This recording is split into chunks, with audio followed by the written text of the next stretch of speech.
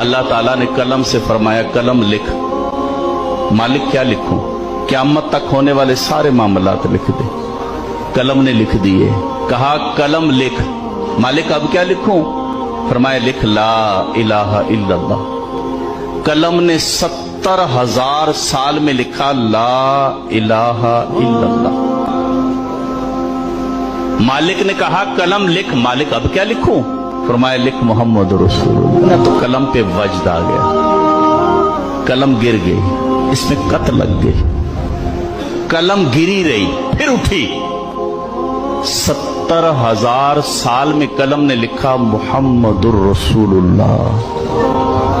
कलम जब लिख चुकी ना तो कहती मालिक तेरी करम नवाजी, तेरी मेहरबानी, तूने मुझे तौफीक दी है, मैंने तेरा जिक्र लिखा है, तेरा कलमा लिखा है।